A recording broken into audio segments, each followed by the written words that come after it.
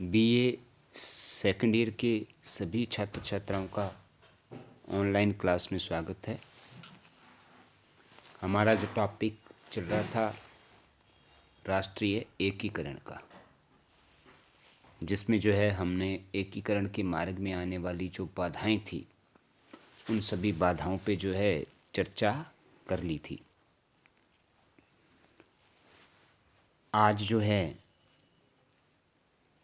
हम इन बाधाओं को दूर करने के उपाय पे चर्चा करेंगे।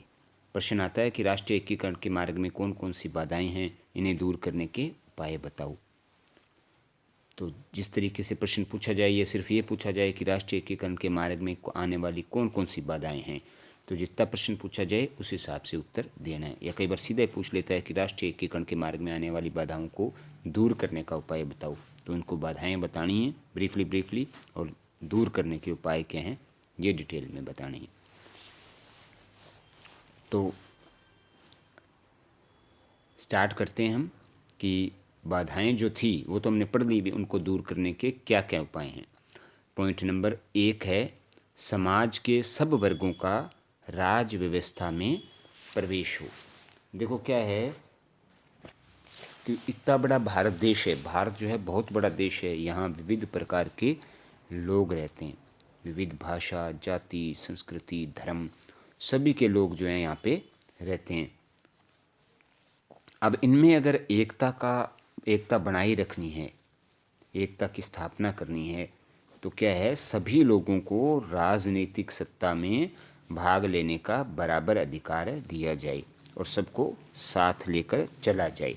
देखो ये जो है हमारे यहाँ भारतीय संविधान में आरक्षण की व्यवस्था भी कर दी गई है, तो राजनीति में सभी को भाग लेने का अधिकार भी दिया गया है। तो ये व्यवस्था हमारे देश के अंदर की हुई है।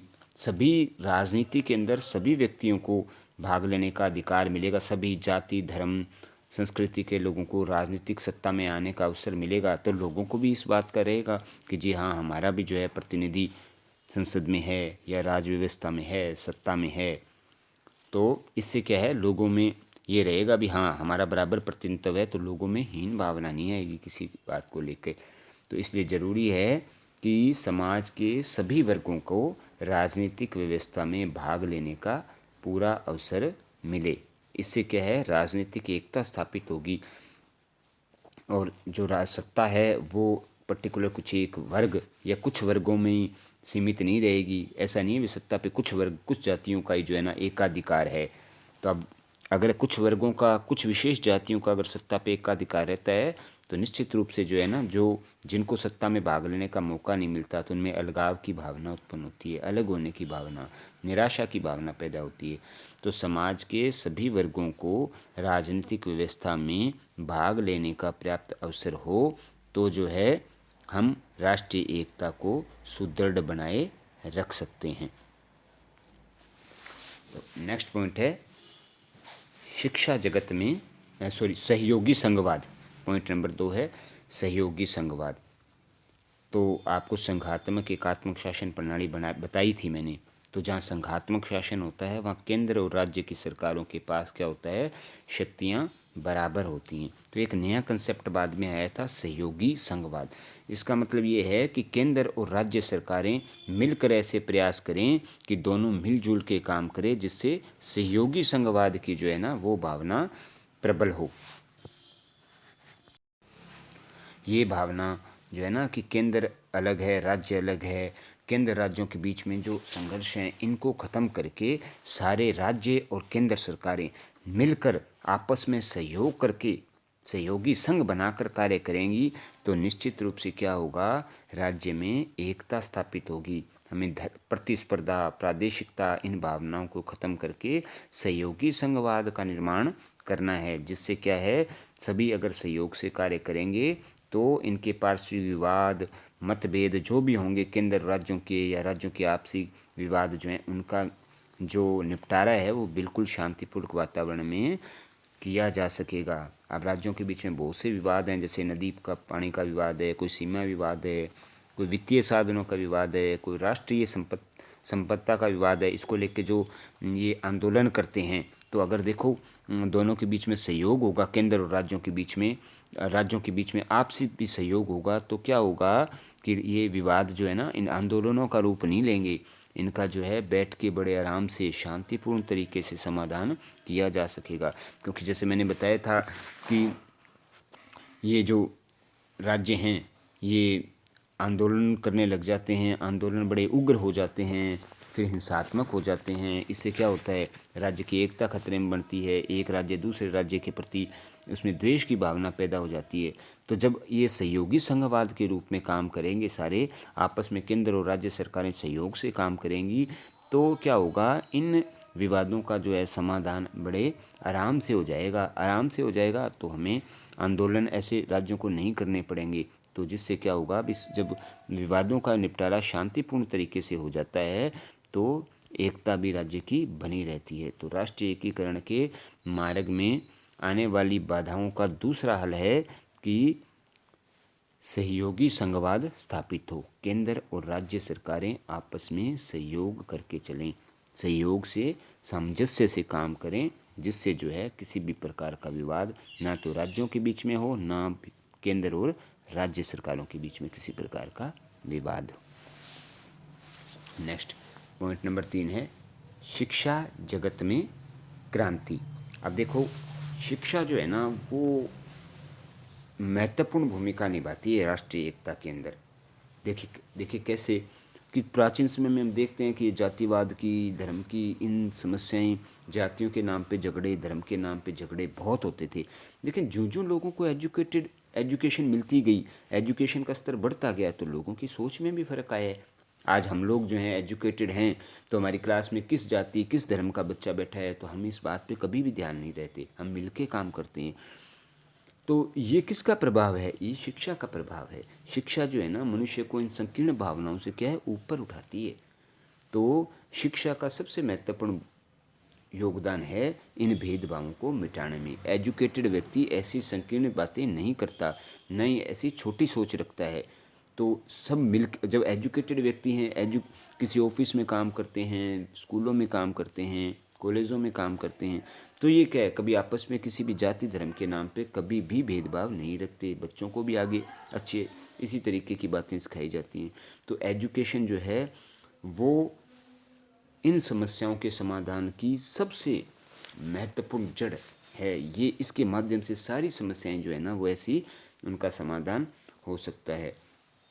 पाठ्यक्रम जो है इसमें इस तरीके का हो कि बच्चों को अपनी सांस्कृतिक ऐतिहासिक विरासतों के बारे में पढ़ाया जाए, अच्छे लेख पढ़ाए जाएं, उन प्राचीन ऐतिहासिक बातों को बताया जाएं जो हमारे अंदर एकता का संचार करे। पाठ्यक्रम पूरा सोच समझ के और इस हिसाब से बटा हो कि जिससे ऐसी भावनाएं लोगों के अंदर या बच्चों में पैदा हो कि जो हैं वो इन बातों की तरफ बिल्कुल भी ध्यान देना बंद कर दें और लोगों को भी आगे जागृत करें कि ऐसा हमें नहीं करना चाहिए। अगर कोई पाठ्यक्रम में ऐसे कुछ चैप्टर हों जो सांप्रदायिकता, क्षेत्रवाद से रिलेटेड हों, जिनसे ऐसी भावना पनपती हो, आपस में फूट डालने की भावनाएं पनपती हो, तो उन्हें तुरंत प्रभाव से उसमें से सिलेबस से हटा देना चाहिए। महाविद्यालय स्तर पर भी क्या हो, ऐसी गोष्ठियाँ, ऐसे सेमिनार आदि स्कूलों में, कॉलेजों में ऐसे जो है ना सेमिनार आयोजित किए जाने चाहिए, संगोष्ठियाँ आयोजित करी जानी चाहिए, जिससे क्या है लोगों के बीच में अच्छे संपर्क स्थापित हों, लोगों को इन छोटी सोचों से निजात मिले। और जब ये चीज़ें सारी व्यवहारिक जगत में होने लग जाएंगी अच्छी तरीके से, तो निश्चित रूप से क्या है, लोग जो है ना आपस में मिल के रहेंगे और इन संकीर्ण भावनाओं से दूर होकर राष्ट्र की एकता के लिए जो है ना वो कार्य करेंगे। नेक्स्ट पॉइंट नंबर 4, आर्थिक विषमता का उन्मूलन या आर्थिक विषमताओं को दूर किया जाए। अब देखो, एक पॉइंट मैंने जैसे पहले बताया था कि आर्थिक विषमता जब होगी ना, यानी कोई तो ज़्यादा सुख सुविधाओं का उपभोग कर रहा है, कोई जो है वो उसको 2 टाइम के खाने का भोजन ही उपलब्ध नहीं हो पा रहा है, किसी वर्ग विशेष को बहुत से विशेषाधिकार मिले हुए हैं, कईयों का बहुत शोषण हो रहा है। तो इन अमीर और गरीब के बीच की जो इतनी बड़ी खाई है ना, इसको दूर करके लोगों के जीवन स्तर को ऊपर उठाने का प्रयास राज्य करे।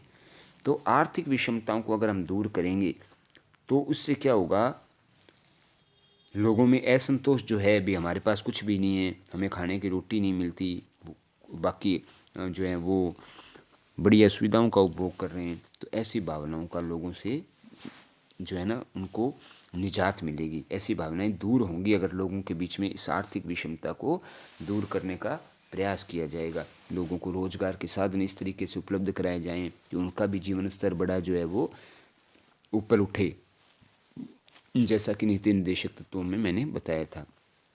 लोगों को जो है ना, गरीब लोग हैं उनको ऐसी सुख सुविधाएं मिले ताकि कोई जैसे हॉस्पिटल्स में उनको फ्री दवाई मिलती है और अन्य सुविधाएं भी जो है ना ऐसी मिलती हैं जिससे वो अपना जीवन स्तर इतना जी सकें कि बस उनको ये लगे कि हाँ हमारा जो है ना जीवन ठीक है। और ऐसा जो अमीर और गरीब के बीच की जो बड़ी खाई है उसको दूर करने का थोड़ा प्रयास किया जाए। पर्टिकुलर एक वर्ग विशेष को जो है ना वो सारे अधिकार नहीं मिलने चाहिए। ऐसा ना हो भी एक वर्ग विशेष पर सारे अधिकार दे रखे हैं, जनता गरीब वर्ग के पास कुछ भी नहीं है। इन सारी आर्थिक विषमताओं को जब कोई राज्य दूर कर देगा तो उसके बाद लोगों के अंदर हीन भावनाएं नहीं आएंगी और सब क्या हैं, मिलजुल कर एक दूसरे के सहयोग से कार्य करेंगे। ऐसे ही क्या है, देश के अंदर छोटी छोटी जो बाकी इकाइयां हैं या राज्य हैं उन पे भी क्या है, ध्यान सभी पे बराबर ध्यान दे। वैसे नहीं हो पर्टिकुलर एक पंजाब या महाराष्ट्र ये तो बहुत विकसित हो रहे हैं और जो उड़ीसा बिहार या इधर के कुछ राज्य हैं जिनमें बहुत ज़्यादा गरीबी है, तो यहाँ भी राज्य जो है ना संसाधनों का इस प्रकार से ज़्यादा प्रयोग करे या इन जो ज़्यादा गरीब हैं उनको ज़्यादा पैकेज दे पैसों का, ताकि वहाँ के लोगों का भी कल्याण हो सके, लोगों को रोज़गार के साधनों के लिए इधर उधर ना भागना पड़े, लोगों के जीवन स्तर के अंदर क्या है थोड़ा उछाल आए, विकास हो इनका। तो इस तरीके से राज्यों के बीच में जो विषमता है उसको भी दूर करने का प्रयास शासन सत्ता को करना चाहिए, जिससे क्या है ऐसा ना लगे कि हमारे राज्य पे बिल्कुल भी ध्यान नहीं दिया जा रहा है। तो इसमें अवसरवाद की राजनीति ना करें भी, जिस पार्टी की गवर्नमेंट है वो अपने पार्टी की गवर्नमेंट वाले राज्यों को ज़्यादा विकास पे बल देती है, तो ऐसा ना हो, सभी का समान रूप से विकास करे, सभी को एकता के सूत्र में बांधने का प्रयास करे, न कि राजनीतिक दलों में, न कि बीजेपी कांग्रेस में। सभी को जो है बराबर ध्यान रख के जो गरीब हैं उनको ज़्यादा पैकेज दे के ज़्यादा सुविधाएं दे के उन लोगों के जीवन स्तर को भी ऊपर उठाए, जिससे है उन लोगों के बीच में भी किस तरीके की भावना ना, हीन भावना ना आए और एक राज्य दूसरे राज्य से घृणा ना करे, दूसरे राज्य से द्वेष ना रखे। तो आर्थिक विषमता को दूर करके भी जो है हम राष्ट्रीय एकीकरण को क्या है मजबूत बना सकते हैं। ये भी जो है एकीकरण को बढ़ाने का एक महत्वपूर्ण तत्व है। नेक्स्ट पॉइंट, विघटनकारी तत्वों पर प्रतिबंध। अब देखो विघटनकारी तत्व जैसे ये आतंकवाद हैं और अन्य ऐसे हिंसक घटनाओं को जो तत्व, अराजकतावादी तत्व जो हैं जो हिंसात्मक घटनाओं को अंजाम देते हैं, इनको जो है तुरंत प्रभाव से रोकना चाहिए। ये आंदोलनों का सहारा लेके हिंसक गतिविधियां फैलाते हैं, देश के अंदर ऐसा माहौल तनावपूर्ण पैदा करते हैं जिससे क्या लोगों में आपसी संघर्ष हो जाते हैं, जो हिंदू मुस्लिम झगड़ों को बढ़ावा देते हैं, जो जातियों के नाम पे लड़ाते हैं। ऐसे कोई भी जो हिंसात्मक तत्व या संगठन कोई भी हैं उन पे राज्य को तुरंत प्रभाव से क्या लगा देना चाहिए, प्रतिबंध लगा देना चाहिए, क्योंकि ये जो हैं वो राज्य की एकता को खतरे में डालकर अपने निजी स्वार्थों को जो है ना पूरा करने का प्रयास करते रहते हैं। ये अपने मतलब के लिए लोगों को लड़ाते हैं, हालांकि लोग जो हैं वो नहीं लड़ते, लेकिन कहीं ना कहीं ये हिंसक तत्व उनको प्रेरित करते हैं, प्रेरित करके उन्हें इस प्रकार से वश में करके और ऐसी भावनाएं उनमें भरते हैं कि एक वर्ग दूसरे वर्ग से लड़ने को उतारू हो जाता है, जाति धर्म के नाम पर दंगे करवा के अपनी राजनीतिक रोटियां सेकते हैं। तो ऐसे जो भी हिंसक तत्व हैं उन पे राज्य को, या विघटनकारी तत्व हैं, राज्य को पूर्ण रूप से प्रतिबंध लगाना चाहिए। अगर इन पे प्रतिबंध लगा देंगे तो फिर लोगों के बीच में जो है ना कोई हिंसक भावनाएं नहीं भड़काएगा, तो लोग भी जो है वो शांतिपूर्ण तरीके से रहेंगे, क्योंकि इन हिंसक भावनाओं को भड़काने वालों का बड़ा योगदान होता है। ये लोगों को पर्टिकुलर क्षेत्र विशेष में, एरिया में जाके लोगों को इकट्ठा करके अपना स्वार्थ साधने के लिए इन लोगों को इकट्ठा करके धर्म जाति के नाम पर झगड़ा करवा के इनके बीच में, और ख़ुद जो है वो लीडर बन जाते हैं। उसके बाद कितना नुकसान होता है वो जनता समझ नहीं पाती है, लेकिन जनता एक बार इनके बहकावे में आ जाती हैं। तो ऐसे लोगों को, ऐसे तत्वों को, ऐसे संगठन को, ऐसी संस्थाओं को, राज्य को पूरी तरीके से इस पर प्रतिबंध, जल्दी से जल्दी इन पर नियंत्रण लगा के इन पर प्रतिबंध लगाना चाहिए, ताकि जो है ये लोग ऐसा कोई भी कार्य न कर सकें। तो ये 5 पॉइंट आज जो है अपने हो गए हैं। समाज के सब वर्गों को राज्य व्यवस्था में प्रवेश का मौका मिलना चाहिए। सहयोगी संघवाद हो, केंद्र और राज्य के बीच में, सरकारों के बीच में आपस में सहयोग से काम हो। शिक्षा की महत्वपूर्ण भूमिका हो, शिक्षा जगत में क्रांति हो। पाठ्यक्रम ऐसा हो कि सभी जो है लोगों को में ऐसी भावनाएं भरें कि वो इन छोटी या संकीर्ण बातों से दूर होकर एकता, राष्ट्र की एकता के लिए काम करें। आर्थिक विषमता को दूर करे, सारों की राज्य गरीब और अमीर के बीच की खाई को दूर करे, सभी लोगों के जीवन स्तर को ऊपर उठाने का प्रयास करे। और 5वां पॉइंट था विघटनकारी तत्वों पर प्रतिबंध लगाए, कि जो तत्व हिंसा को भड़काते हैं उन पर, संस्थाओं पे, संगठनों पे राज्य को तुरंत प्रभाव से रोक लगा देनी चाहिए। तो ये 5 पॉइंट हो गए हैं। बाकी के 5 पॉइंटों पे चर्चा जो है हम कल करके, राष्ट्रीय एकीकरण वाला जो टॉपिक है वो हम कल ख़त्म कर लेंगे। तो इसी के साथ जो है आज की ऑनलाइन क्लास जो है वो समाप्त होती है। धन्यवाद।